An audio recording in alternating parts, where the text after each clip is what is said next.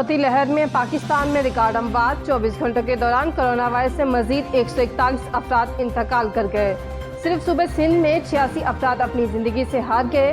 NCOC के मुताबिक 4199 नए केसेस सामने आए, जबकि 61,410 टेस्ट किए गए।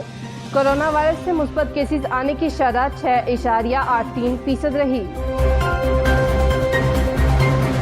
वज़ीर ख़ारजा शाह महमूद कुरैशी का 4 मुल्की दौरे के पहले मरहले में ताजिकिस्तान पहुँच गए।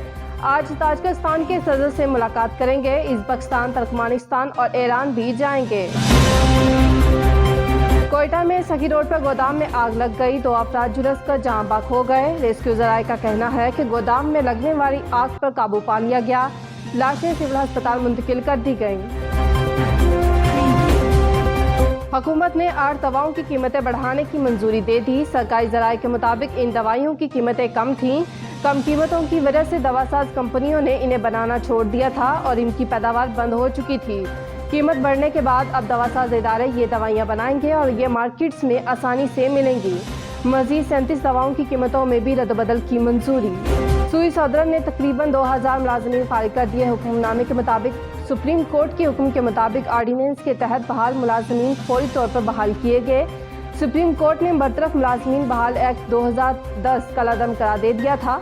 एक्ट के जरिए तमाम मुलाजमीन को दिए गए फ़वाइद फौरी रोकने का हुक्म भी दिया गया था। अदालती हुक्मनामे के मुताबिक एक्ट से खास तकबे को फ़ायदा मकसूद था। रेगुलर मुलाजमीन की हक तलफी की गई। सऊदी अरब में रहायशी परमिट अकामा रखने वाले पाकिस्तानी शहरियों को सऊदी अरब में दाखिले की मशरूत इजाज़त दी गई। सऊदी हुकाम के मुताबिक वो लोग पाकिस्तान से सऊदी अरब का सफ़र कर सकते हैं जो मंजूर शुदा कोरोना वैक्सीन लगवा चुके हों। पाकिस्तानी सफारत खाने का खैर मकदम।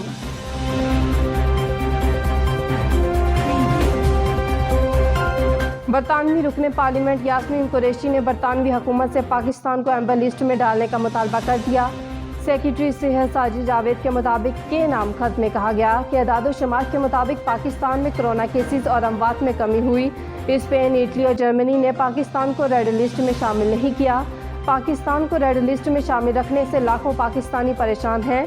ट्रैवल लिस्ट पर नजरसानी की जाए। मज़ीद बाखबर रहने के लिए देखते रहिए अंडरग्राउंड न्यूज़।